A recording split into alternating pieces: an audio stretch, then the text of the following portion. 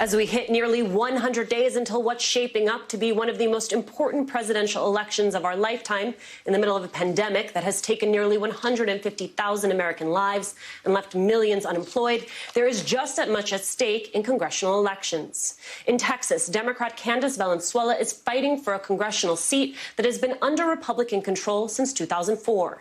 If she wins, she stands to make history as the first Afro-Latina in Congress and wants to use her platform to continue the late Congressman John Lewis's fight for social justice. And that includes passing a 21st Century Voting Rights Act. With me now is Candace Valenzuela. She won the Democratic primary runoff for Texas's 24th congressional district and is now facing Republican Beth Van Doon, who's backed by President Trump in the November election. Candace, Congress, the body of which you are aspiring to be a part, is going to head into negotiations where they are going to decide what type of relief Americans need. A lot of these issues very personal for you. What do you want to see in that relief package? We need to see relief first and foremost for our families. And we have had lots and lots of conversations about safeguarding our corporations. But meanwhile, in my neighborhood, in my district, families are going hungry. People are having a hard time seeing their way past COVID-19.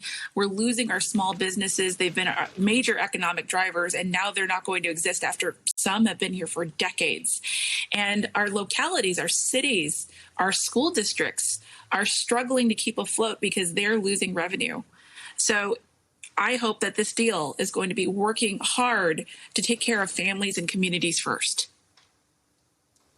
Candace, one of the big questions happening right now is when, how, if to reopen America's public schools. It is complicated, and it is complicated in a number of ways, caring about the health and safety of children, of educators, of staff members inside of those buildings. For you, having served on an education board, for you, part of your own story, really realizing the role of school as a safe place for so many young people. Where do you weigh in on this debate? You got that right. Those are the multiple lenses I come at this from. I'm a mother. I have a young 5-year-old boy. He was supposed to be starting kindergarten.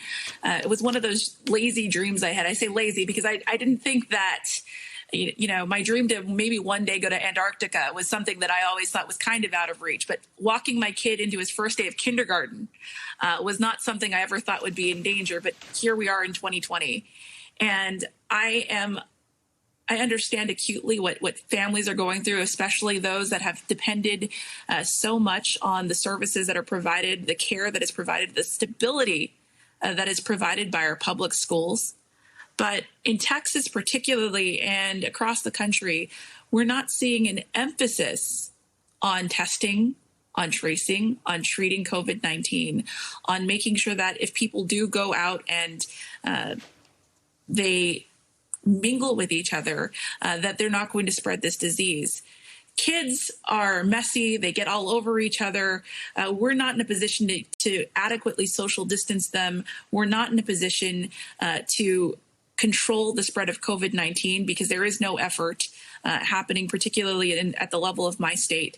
There's been minimal effort. We see it in our numbers. And so if we want to talk about taking care of our families, taking care of our small businesses, we need to emphasize, again, investing in them, making sure that they can stay home and stay safe while we are making sure that we are making every effort to cure and control COVID-19.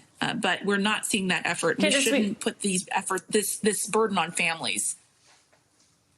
Candace, we've seen issues with voting and primaries across the country. We've certainly seen it out of your home state of Texas. What needs to happen between now and Election Day, 101 days, to make sure that every Texan who wants to vote has the ability to vote? We've been fighting here in Texas for the ability to vote safely and vote by mail. And our government has been very resistant because they don't want voting to be accessible here. It's the last thing they want because they understand the numbers. They understand that the current power structure would not exist. We would better be representing, again, Texans and families than we are right now. So what we need to do And I want to applaud what's going on at the county level. At the county level, they've made every effort to make sure that their team is equipped with PPE. Their team has hand sanitizers. They have single-use pens. Voting in this primary runoff, we saw record turnout, and people were able to do that safely. So I'm applauding our local effort, but on the state and federal level, we need to provide even more PPE. We need to provide even bigger facilities so that when we do have the impact of November, we're not seeing an uptick in COVID-19 again.